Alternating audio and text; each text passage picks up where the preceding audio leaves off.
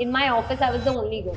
So basically, just when you were settling into this new role, Correct. like as you settled into the stock market, now you were settling into the housewife role, and I agree on that. That it's one of the toughest jobs. Suddenly, I think it was 2016, if I am correct.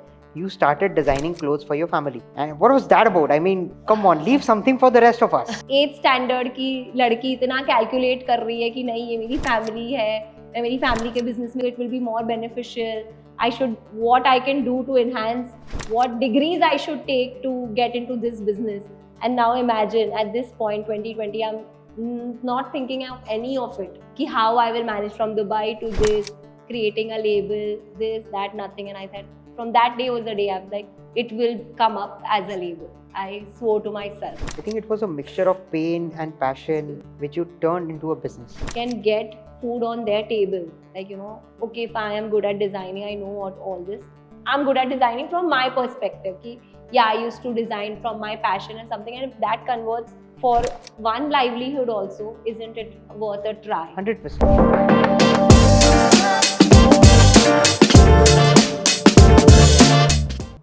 Hi, welcome back to Life Unscripted. Today I have with me Anisha Desai, the founder of AJD Labels. Fashion designing, right? But that's just not it. Anisha has worked in the finance sector. She has also served as a housewife full time. She then found out her label just out of the need of helping people. A hobby turned into passion, a passion that turned into business. That sounds a bit different, right? Why would somebody in fashion help somebody or how? Let's get to know more about this by speaking to Anisha. Thank you so much for being on the podcast. I totally appreciate you doing this after just flying in from Dubai yesterday. And I think every one of our listeners would be very happy to understand what you have been through, how you have mitigated everything that life has thrown at you, and especially how from finance you journeyed into fashion. Your brand is called AJD by Anisha, Anisha Desai. and you're based out of Kalagoda in Mumbai. That is like the place to be. And I'm still trying to wrap up of how finance leads to it. So now, to begin with, were you always interested in fashion, or like how was your childhood? What did you want to do? First of all, thank you for the warm welcome, Sharad. That's really very sweet of you. Thank you. And coming back to your question, how were you interested in fashion? So, honestly, no. Like subconsciously, maybe all girls, we all want to dress up and all. That was it. It's nothing that, I wanted to choose fashion as my career, something. But I think I was in grade 8 and I knew I am going to do either my accounting or my master's in business, like MBA. These are the two terms we would always hear, and I'm like, हाँ ये करना है. So basically, my families also have been in stock market. They've been have a stockbroking firm. So that was my interest lied in. So even with creative process, I think when I told you about there is an IQ and EQ, like an emotion quotient and intellectual quotient. So no matter how much you want to push into these creative processes, back then creative processes weren't getting validation. Like you tell anyone, I'm going to be a barber or something, it used to be like, what? That's not a job. Like it's not nowhere like what today the amount of fields are coming up. Back then it was not that.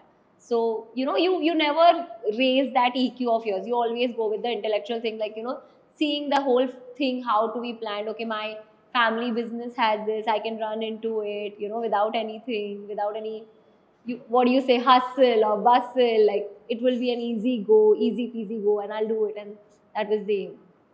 And if I remember correctly, back in 2005 or 7, when you wanted to do an MBA, I mean, your family was also against it, even though they had a business and you had some sort of interest in that.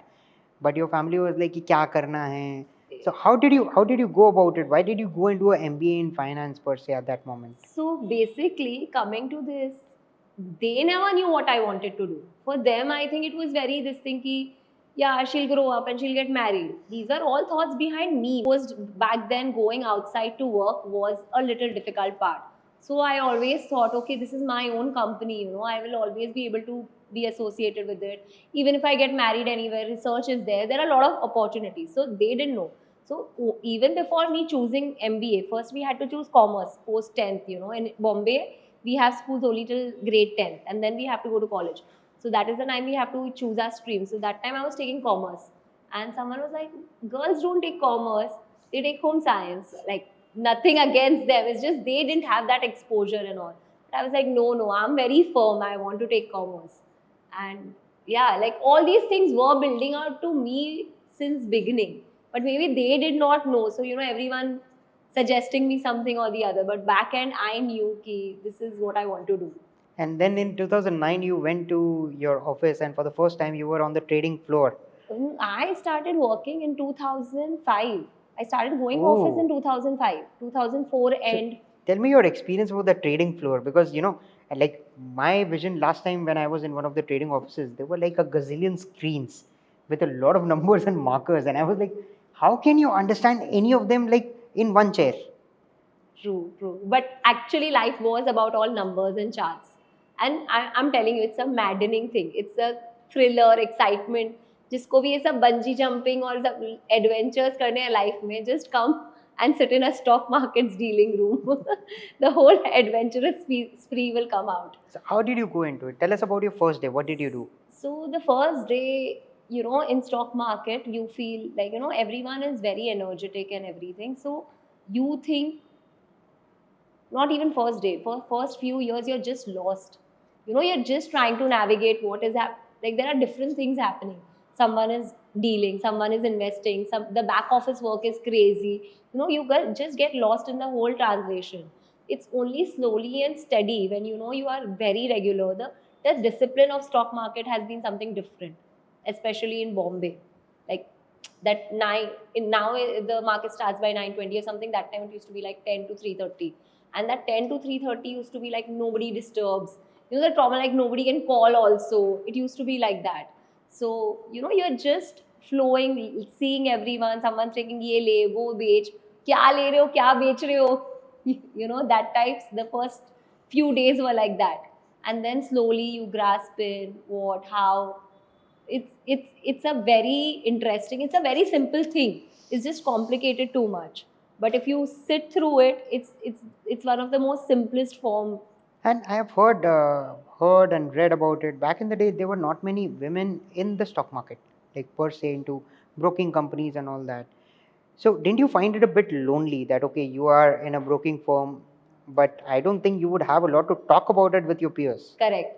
No, absolutely correct with what you are saying. This in my office, I was the only girl, so that also used to be like very this, like I would not say uncomfortable because it was my own office, but it used to be like, yeah, how you can say not lonely, but there was, everyone's on a different tangent. When women bonding, men bonding, it's a different feeling. And so correct, there was no one. I was the only girl. And maybe in 2007-8, my another partner's daughter, she had joined in. Initially she was doing her CA, so she was not coming to office. Then she had joined in, but initially when I started, I was the only one. So And how about your friend circle? How did you take it? Like, were they like, "Ye tu kya kar rahi hai" and all that? yeah, not I don't know at that time anyone understood the gravity of it. They just thought, okay, she's going office. They didn't understand what. Maybe over the years they realized, and actually they realize it more now. Now they'll ask me, Are you do still you still, trading? yeah, Are do you you still know, can you trading? give me some tips and this and that? Like, that time, honestly, people did not really understood the weightage of investing.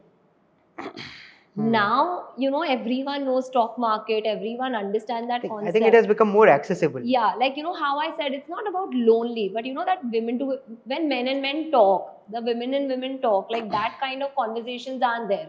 And because you are the only women out there, you are becoming very conscious if someone shouts at you, screams at you. Like the sensitivity level is different when it comes to women and men.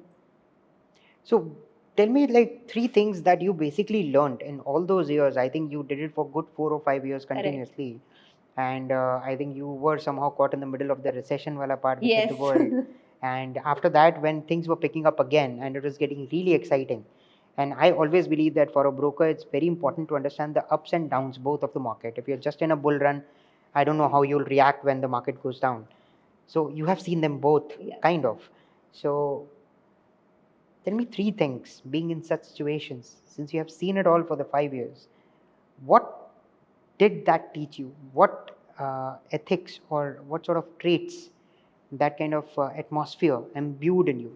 Because see, you were fighting against adversity. I wouldn't say fighting, but you were there because not many women, as you mentioned, you were the only women in that place. So you fought against that, you built it up, you learned, you also saw the recession. Probably, I can just imagine somebody wanted to pin it on you, किसने गलत trade किया, might have happened. Yes, yes. And apart from all that, so what things did you learn? So the first thing what I will say is what I learned is which I just spoke, how you're alone in a room, you get conscious people, but you can't skip that part. No matter your own office or your other office, like how many times we say it might be easy for you, you have your own place, but no, it's more conscious. You are all the more always in that, proving validation zone. Mentally, you're a bit disturbed in that way. Exactly that time, because you don't want anyone to think, okay, your child, you're constantly in your family, and you don't want your parents to think you're a fool, and we are all going to make mistakes. So I think that was the first part of it. You can't skip the learning process. You cannot think that I know it all from day one. Yeah, so to simplify, I can say there's no jumping cues. Correct, there is no jumping cues, there is no jumping the staircase. Anything else that you learned at that time? There were a lot of, One hard lesson. Tell me one hard lesson. so Sharad, basically, I'll tell you something. I saw people making money very easily the minute I jumped out of college. So I thought, yeah, money making is the easiest thing. And the heartbreak, what I saw. Basically, if I'll tell you, I started my journey when the Sensex was 13,000. Jumped to 21,000. This 13,000 to 21,000 ride was a maddening thing, and everyone thought everyone's only making money, as if like those movies, money is thrown on roads. It was like that. Any script you pick up out of 10, 8 were doing very well. Basically all good companies, good mid caps, penny stocks were working so much. Everything, it was like that Midas touch in stock market. And from there to going to 8,000. That was a killer. And that was like a hard, like, no, you cannot earn in this no matter what. The companies were the same, the balance sheets were the same, and suddenly how things affect. That was the big learning lesson of life. And at a very initial stage, when you are really pumped up in your career, like post college, you just feel, okay, मैं तो college से निकली हूँ कुछ उखाड़ने के लिए, those types. And हमको लगा भी कि हम क्या कर रहे हैं, हमको लग रहा था पूरा स्टॉक मार्केट हम ही कर रहे हैं, everything we know it all, we are reading the companies well, we know the economy. But I think the 2008 Lehman Brothers taught us everything of life. So I think like to sum it up, if I have to take the learnings from your 5 years, number one would be that you cannot skip the learning curve. You have to be there, do the work and learn. And second, you cannot really understand how the market will work. Anything can happen at any point of time. All you can do is just be prepared. Correct. Like there are n number of uncertainties. It is never only about what you are doing, your cost of production, your company, your laborers. There are like n number of calamities attached to it. So now after all of this, that grind, and I would say this grind because when it went to 8,000, it would be absolutely killing at that moment. So then you got married and you just left all of this stock market ka boom behind and you became a housewife. Yeah. And for a stockbroker converting into housewife, I don't think that's a common statement I would hear anywhere. Yeah. And you moved to Dubai. Again, it's a new country. So things changed. So I can say that you were a fighter. I wouldn't say a survivor, but I would say a fighter, that you fought through the stock market ups and downs. And then you became a housewife. And how did you take that shift? Because, I don't think that initially it was that enjoyable because now you have the chaos of the boardroom, the trade room. No, true. It wasn't easy. It was, I think, like this side became lonely. One side of, how you said, like leaving that, there's a space of you which doesn't know what to do. At the same time, I'll also tell you, Sharad, being a housewife is one of the most difficult jobs. So I thought I was doing something so easy in life, and even after all these ups and downs, and the minute you were put on that platform, I think it's one of the most difficult. Here we are struck. We are, at the end of the day, 3:30 market shuts. We are seeing our balance sheets. What did we do in the day? Here there is nothing. You don't get validation for whatever you're doing. You don't know today if you hurt someone, you did something good for someone. Did you prepare the wholesome experience for someone? What is a housewife? All the time they have to create a wholesome experience for their family, and that's a very difficult job. But why didn't you pursue finance over there in Dubai? Because quite easy. I think by 2010, 11, internet was a thing. Yes. And I think it was, It and in was Dubai, picking it was up. 100% accessible, if not in India. It was, but as I told you, when the little shift happened, those 3 months made me realize, okay, I might be doing something very good here, but this is a whole new channel which I don't know. I wanted to remove that time and be there, and at the same time, me and my husband moved together. So it's not like my husband was settled in Dubai and he's just got me, we moved together. He himself was finding his way. And I didn't want like these two people, both searching. And I can't tell you this journey right now. Like what, in words, I cannot express it. We all had lost a lot of money. We were coming from a very negative space that time. We saw our money coming down to ashes. So it was not a very good space for me and my husband. And again, I was very much connected to him when he was into the stock market. He's also seen he's burnt his hands. We all have done it together. Like we've seen the whole growth and the backlash together, that types. So we knew what space we are coming. We knew now we want to prove something. We want to do something in life. And so basically, just when you were settling into this new role, correct. Like as you settled into the stock market, now you were settling into the housewife role, and I agree on that. That it's one of the toughest jobs, and I think it's one of the backbones behind the growth of India. Then suddenly, I think it was 2016, if I am correct, you started designing clothes for your family. Yeah. And what was that about? I mean, come on, leave something for the rest of us. So basically, how you said, कोई एक बार stock market में घुसता है तो वो छोड़ नहीं सकता है. So I just stopped working professionally, like being accountable to someone in there, this thing. But I was always chasing, seeing the company, the stock, research. It was always there within me, But yeah, I was not working. I was not answerable to anyone. This was my me time stuff, which I am, and how you said, once you are into it, you can never let it go, that types. But in 2006, so I knew something, somewhere I am going to get back to it. Once my husband is settled, because that time he was traveling a lot to Turkey. He used to, and the other UAE regions, the countries and everything. He was traveling a lot. So I knew once he is settled, we are all better settled. This settled world, we thought, aisa hota hai. There is no word called settled in life.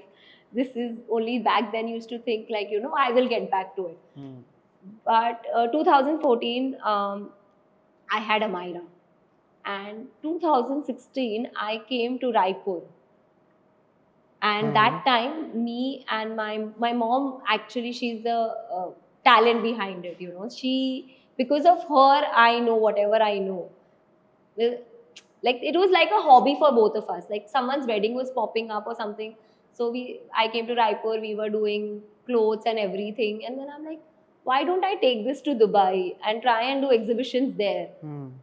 She is like, no, you are already, once you are settled, you go back to office. Like, why fashion, because she also thought it was a fun activity for both of us. But she never took it as a mainstream career, Then I was like, no, let me try. Let me just do an exhibit. It will be a good networking thing also, because post a child, I was like really into like an isolation mode, but the life was only around the baby. The baby. It was only about that.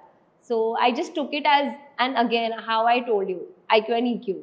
Did not think of it as a career, because I know 50% of the fashion labels burned down within the 5 years and 70% in the 10 years.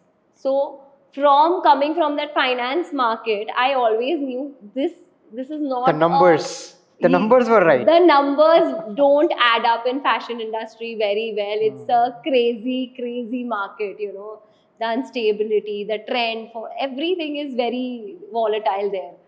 But I just took it as like, no, I'll just go do some exhibitions, have fun, network, m- be meet more people in Dubai or something, because it is not your home ground, you know. So now you started something new. Now tell me, how did you find people to actually build what you were envisioning?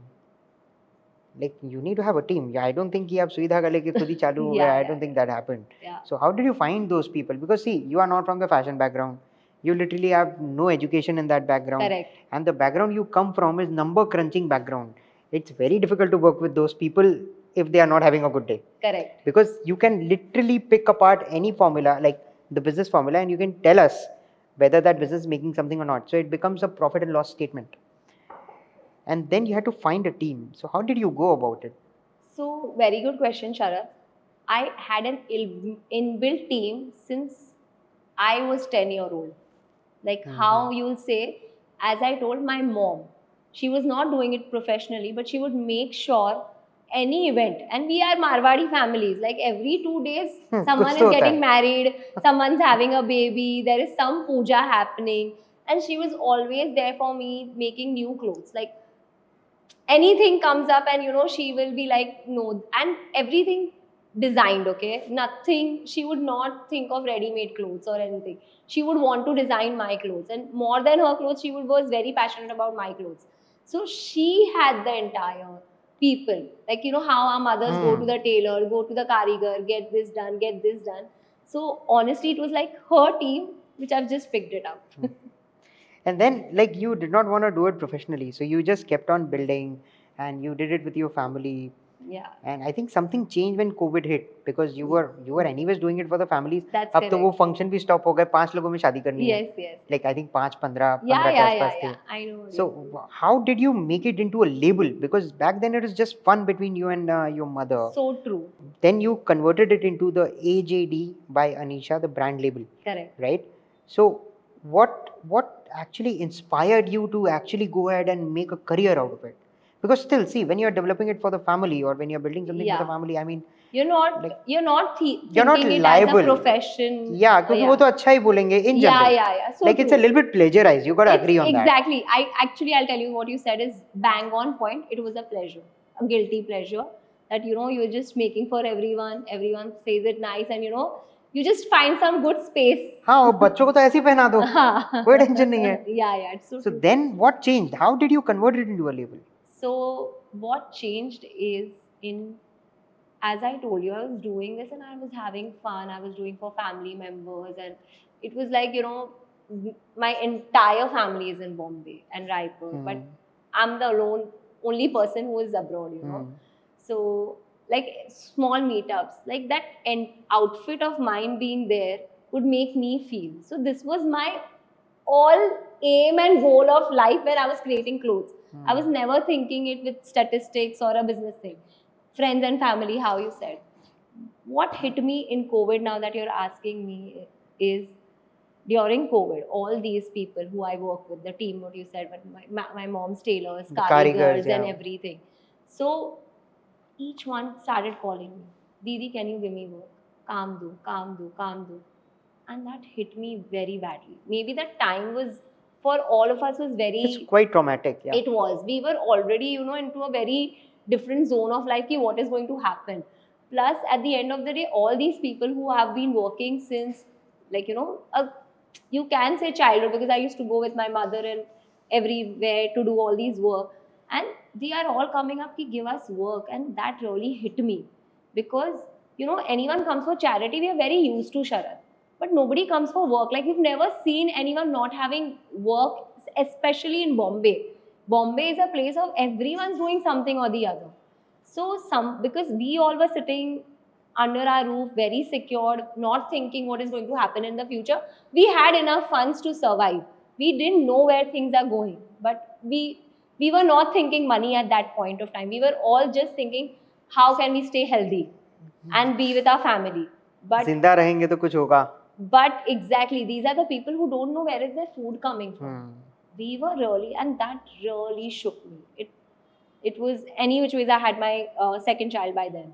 So I was in my second postpartum kind of a thing. I was really weak. And you won't believe, Sharad, I thought this little bit also what I do, I'm going to stop now, because with two children back in Dubai, it won't be possible for me. Literally, it was like that. And when these calls started coming, I really started thinking, what am I doing in life?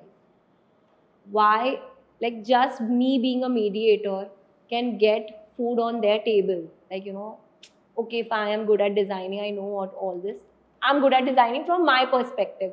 Yeah, I used to design from my passion and something, and if that converts for one livelihood also, isn't it worth a try? 100%. Where again, I'll say my IQ and EQ don't match. This was literally an emotional quotient, like where I was not thinking मेरे पास backup है नहीं है, because none of us in my दूर दूर तक के family में nobody is into retail sector.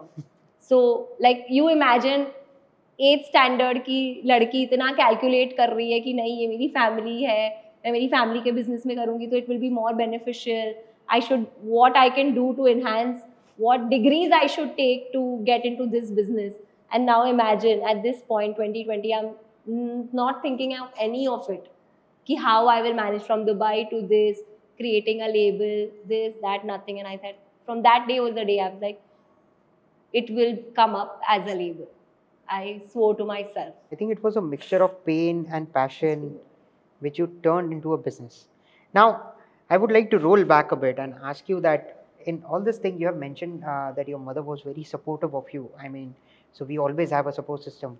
How about the rest of the family? Because like they are into markets, so they have a different kind of mindset. Safe to say that. So were they also supportive of you, Yeah, or did they help you, build this label up? Yeah, I think I'm blessed with that. There's every person around.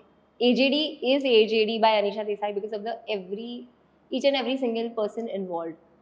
From my husband to my in-laws to my parents, my brothers, my friends. Like I could, like, friends are no, I would not say them friends. They are my family, because see, I could only, because I was living so intercity, and that time I didn't want to travel because of COVID, because I had just delivered a second child. But the day I took this decision, I want to take it to another platform. It was those certain people in my life which actually backed me then, without even So you would questioning say that it's very important to have a strong support system at all times. Yes, I definitely. Would you say that that's one of your strengths which has pulled you That through? definitely a strong support system is the biggest strength for anyone. That, see, a person cannot go alone anywhere, really. So whatever happens with a teamwork. Maybe I'm sitting here taking the spotlight, but there are like 100 other people who have been there to make me come here on this couch. So now, how much is your team? Like with AJD, what is your team size? How many people do you employ? I'm not about the karigars, Correct. just the other staff, because now you're the numbers person. You need probably an HR, you need accounts manager, you need a sales associate, you need too many people. Like, we so do. what is your team size right now? So before we talk about the strength, and that was another part of team where everyone is trying to strategize for you and all those things, keeping So up. you had the intellectual property in the right that was place. different. Like my husband has been he has been the sailor of the ship and that types, the pirate of the ship. But okay, coming to this proper part of it is we have around 25 people. So what are that couple of ingredients? It is a slow process. It was not from day one. No, so I'm asking that if you have a team of 25 people, right? So your team is only as strong as the founder. Correct. Like I always believe that it's the person who builds a brand and not the other ways around. So if we are weak while building our brand's gonna crumble. Correct. Because we need to navigate, we need to adapt, as you have very well done throughout your life. Like just designing for family turned into a label, which is doing great right now. So considering the team of 20-25 people along with the in except the karigars, so that's a huge team. Yeah. And as I said that the team's brain and the team's caliber comes from the founder, so there must be some traits that basically you look for in your team. Like these are the couple of things which is non-compromise, non-negotiable. This is what I need. Tell me a couple of those things. Like, so coming back to why a team is very important, Sharad, for me. I mean, any which ways in a corporate industry we've seen team build up. So I think the little homework was done before. And the other homework was done when I told you when I was doing it for just for my passion. For my passion also, I used to make a lot of my friends and family run around. Because I was sitting there and people had to like, go, my friends, my very close friends, I used to be like, Are go, open my house, remove this, send this to this tailor. So when I thought of this, that now it has to come on a professional stand, of course till now I make them run, but I had to have someone more accountable. I couldn't make them, where I was making them run 10 times, I knew now when we are doing it this at this scale, there will be 100 moves, so that was my instigation, that from day one we need to have a marketing team, we need to have a social media team, we need to have a accounting team, and then we need to have a store, because when we open the store we have to have people So what do you running look the for store. in these people? What do you look for in these people? I honestly, the first thing I look for is loyalty. You cannot judge loyalty You by meeting a cannot person. judge, but this is what I am looking for. Because work I will teach. I'm confident. So let's say that anyone, anybody just came to you right now, Yeah. gave you a CV that okay, I have been into that, so you hire them. not really. You need to talk to that person to come to know, but like a social media team comes, they say, I'm doing this. Back of my mind, I know what I want to do on my media. There are 100 suggestions coming, and everyone's coming from their experience. And hats off to their experience. But certain times you know how you want to lead the way. So for me, that is, I think, I'm confident that I will get it. I will grow it to them. But they have to be like there's this person called Ayushi in my team. She's the marketing head, and the way she works is like the way she understands. She has 100 different ideas of hers, but when I tell her no, this is something that we are going to do, this is something we are going to do, and the way she, you need to have people. I'm not saying yes people, but to understand how you want to take things from A to B to C. There's a structure, and without any ego, they are ready to sail the boat. That types. So AJD started as a purpose. Yeah. And I think your team, as you are talking It about, is yet for on a one purpose mode. Yeah. So don't you think that AJD is purpose driven, or is it aesthetics? Because it's a fashion brand at the end of the day. It is a purpose driven brand. Of course, we need to have aesthetics. I think as like you also told me, you're a Marwari. I think aesthetics come in our blood. You go to Rajasthan, there's no other city, like state built that aesthetically. So that is something I'm not consciously trying to curate, but it's just there. So how important are numbers for you now that you are in finance? Numbers as in not the stock market. I'm talking about the numbers of your brand. So honestly, numbers are important because of my background. Like I can't see a negative balance sheet. And can I ask, you're profitable right now? No, we are not profitable. We are almost touching the break even. But that's great. I mean, for 4-year-old brand, born out of purpose and passion, I mean, that's great. Yeah. So how did you come to that? Now, important question, how did you find the first client? Okay, bhai, behan, beta, chacha, damad, sab to pehen liye. Now the real crowd comes in. How did you convince them? Instagram helped me a lot. Okay. My business, you can say, came from Instagram. And the reason to have a store is also because we had a lot of clients walking in, but we didn't have a place to show them. People were like, where can we come? Where is your showroom? Where is your store? And after our first fashion show, I would really like to give credits to Gautami Kapoor. So she came to our fashion show, and she just liked one of the outfit, and she messaged us on Instagram, I want to see this outfit. And you know how did it go to her, Sharad? To one friend of mine, very close friend of mine, plus with one of my sisters. So she was hired since a long time. Even when I was doing with my friends and family, she was with me. So she went to her house to show her the outfit. We didn't have a place. We went like this, and it was really odd to even to request my friend, but just out of curiosity, all your friends must be asking you for a cut now. They are.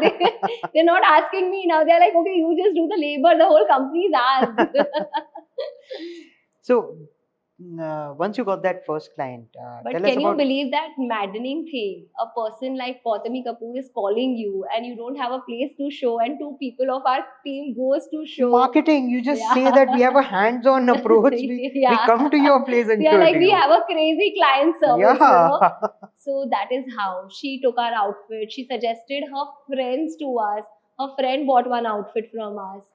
And I think that gave us a deep confidence. What was that day when you felt that okay, you have made it in this business? Made it as in okay, you're not profitable, but No, I'm still feeling every single day. I'm like, no, I'm not doing this. I have to do this. tell me about Not your made most it. bitchy clients. Like okay, you sold something to them and then you were No, like, no, no, yeah, yeah. I shouldn't have. No, no, no. See, yaar, we are here for service. Hmm. I mean, they have all the rights. They are putting their hard-earned money on the table for me. So it's my job to give them whatever they want and how they like it. I need to be there. Did you ever miss a deadline? Yes, yes. What happened then? Actually, but not that maddening. The clients also knew. They give you 20 days before only. So I did. Recently in April, one girl wanted to wear it for her friend's wedding, and I couldn't give it out to her on that day. So then she wore it for another friend's wedding. But she was really very cooperative. Oh, that's nice. Yeah. Well, you are lucky on that front. I really got lucky because that was the time during actually Eid came. So a Huh. lot of our karigars went back to their villages and all. Mhm. So I couldn't do it. So basically, you have reinvented your entire career. Like now, when you look at yourself, I don't think when you started in 2005, you did imagine 2025 to be like this. No way, no way. Right? So now, if I ask you today, what is going to be your 2035? What would you say? Please don't say stock Tough market. question. Please don't say stock market. I'm not leaving that. So I believe, do we have another new business Why venture not a coming up? company listed on stock market? What kind of company? My company. AJD labels. Yeah. That's good. Pre-IPO, please. Yes. So that's a lot of, I think, deep thought. I'm really moved by how you have juggled different aspects of life and how robustly you conquered each and every aspect, from stock markets to being a housewife and again finding your foot in the field of fashion. And one thing I learned is sometimes opportunities are not something what you look for. They are already there with you. Yeah. They are riding with you, and you just have to realize and convert it into something more meaningful. I think that is something that all of us who will be listening to this podcast can actually take away. Thank you so much for Yeah, this. please take away. Never say no to anything. You never know. Yeah, Yeah. I mean, see, what I learned is you were doing it for fun.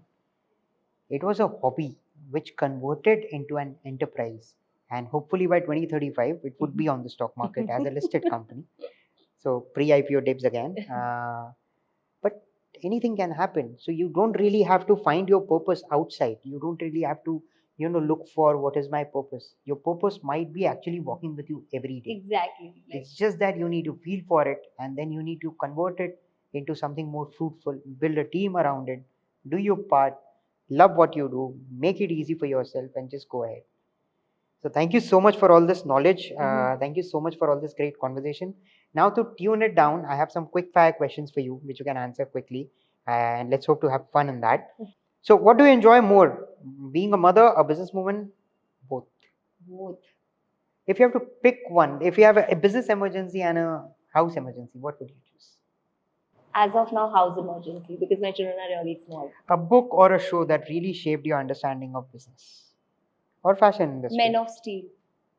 It's a very thin book, and it just, I don't know. You should read it. It's very old book. Done. Men of Steel. Your proudest AJD moment? My first fashion show. Did you walk the ramp? Yeah. One habit that keeps your creativity flowing? Me in isolation. Best business advice that you ever got? That is from my husband. Just swing in. Just swing it. Just swing in. Like, Okay. don't try to, or don't try. Just keep swinging. One business advice from your 20 years of your career, which you would like to give to people? Years. You said you never stopped. Yeah. Patience, slow and steady. It's the most basic advice, but trust me, slow and steady. If you're talking to your 10 years beyond, so what advice would you give yourself to not have any regrets today? In future, what advice would I give? Yeah, don't get hyper. Things will shape up. One mantra, if you would like to give to anybody who is trying to find their footing in business, any sort of business. Please read, research. Don't, have a social gathering for the social animals we are, but not for the knowledge exchange.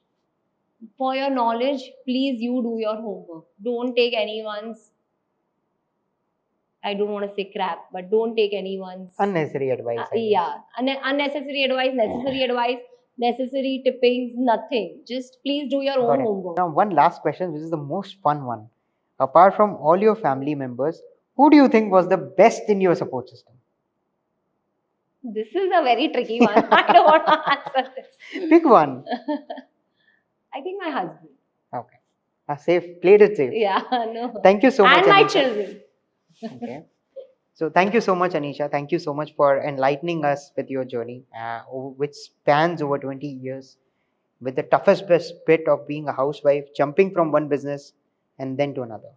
So thank you so much. Thank you for finding this time. I understand you're Thank you busy, so much, Sharad. and I had a blast, and I hope you did too.